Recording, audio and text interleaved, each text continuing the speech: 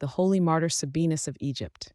March 16th, a devout governor of Hermopolis retreats from persecution, only to be betrayed and martyred by drowning in the Nile alongside 6 companions.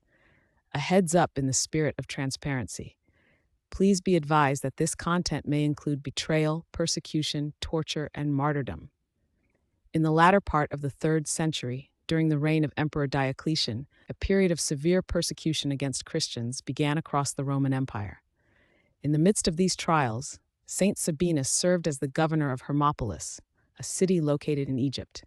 He was a man of devout Christian faith, and his position of authority did not diminish his commitment to Christ. As the imperial decrees against Christians grew more severe, Saint Sabinus recognized the danger to his flock and to himself. Rather than confronting the persecutors directly from his position, he chose a path of humble withdrawal. He relinquished his esteemed office, left behind his worldly possessions and the comforts of his home, and retreated from Hermopolis. Accompanied by a group of fellow Christians who shared his conviction and sought to preserve their faith, he went into hiding in a remote village. This act demonstrated his detachment from earthly power and his primary allegiance to the kingdom of God. However, the quiet refuge of Saint Sabinus and his companions was not to last. Their hiding place was revealed through an act of betrayal.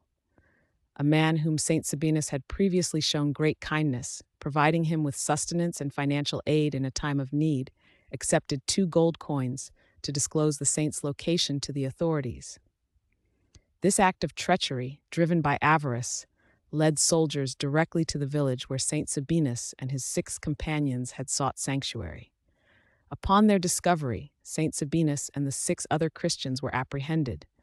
They were then brought before the regional governor in the city of Antony to face trial. Before the governor, they were commanded to renounce their Christian faith and to offer worship to the pagan idols. With unwavering resolve, Saint Sabinus and his companions stood firm.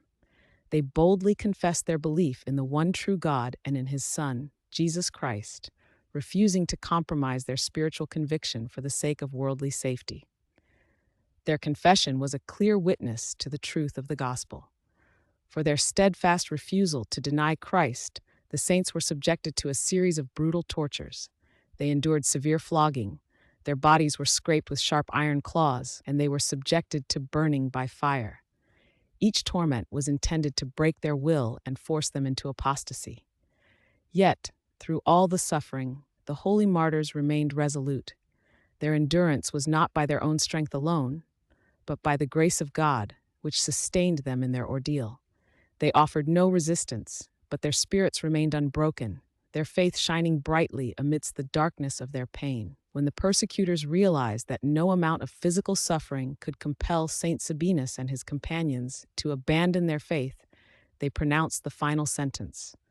The holy martyr Sabinus and his 6 fellow confessors were condemned to death. Their martyrdom was completed when they were led to the Nile River and drowned in its waters. This took place in the year 287, marking the culmination of their earthly witness and the beginning of their heavenly reward. Through their suffering and death, the holy martyr Sabinus and his companions offered a profound testament to the power of faith in Christ. They demonstrated that true authority and wealth are found not in worldly positions or possessions, but in loyalty to God.